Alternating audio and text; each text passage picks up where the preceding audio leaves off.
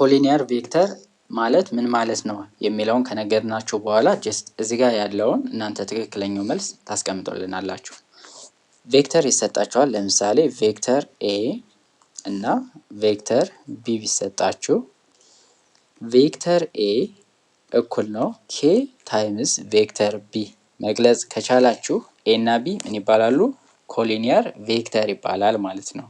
አንዱ የአንዱ ብዜት ከሆነ ለምሳሌ የሆነ ቁጥር ለምሳሌ አሁን ለምሳሌ 2 የ6 አካፋይ ነው እንላለና ለምን 2 ሲባዛ በ3 እኩል ነው ስንት ስለሆነ 6 ስለሆነ ማለት ነው።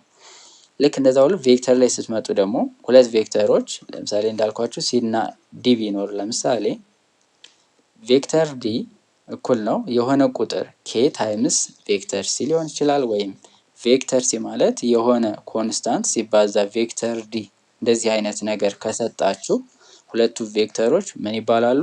ኮሊኒየር ቬክተር ይባላሉ ማለት ነው። ኮሊኒየር ቬክተር ይባላል።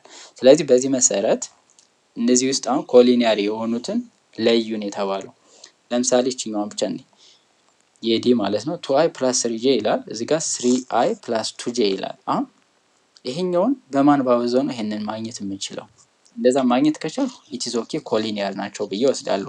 ካልቻልኩ ግን they are not collinear። አሁን በተመሳሳይ ነው ማብዛት ያለባቸው። አሁን 2i 3j አለ 3i 2j አለ። በማን ባባዙ እናገኛለሁ? አልችልም። ስለዚህ they are not collinear ይሆናል ማለት ነው። ለምሳሌ አሁን እዚህ ጋር ቬክተር c እኩል ነው 2i + 4j ቢኖርና ቬክተር d ደግሞ እኩል ነው 4i + 8j ቢሆን አሁን ሲ እና ዲ ምንድን ናቸው? ኮሊኒየር ናቸው። ለምን? ቬክተር ሲ ማለት እኩል ነው ብዬ 1/2 ኦፍ ቬክተር ዲ ማድረግ ይችላል አይደል? አሁን ይሄንን በስንት ባበዙ እናገኛለሁ? በሁለት። ይሄን በሁለት ሳበዙ 4፣ ይሄን በሁለት ሳበዙ 8። ስለዚህ ሁለቱ ምንድን ናቸው? ኮሊኒየር ናቸው።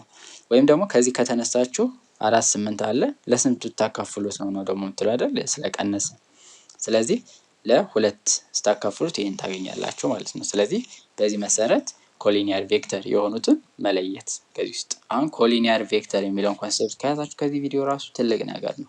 ኮሊኒየር ቬክተር ማለት ምን ማለት ነው? አንድ ነገር ያዛችሁ ማለት ነው።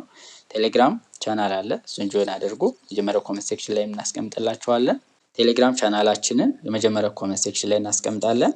ገብታችሁ ጆይን አድርጉ። ጥያቄዎችን እንሰራለን። ይሄን የተሰራውንም ፒዲኤፉን እዛ ጋር ሼር እናደርጋቸዋለን። እናመሰግናለን።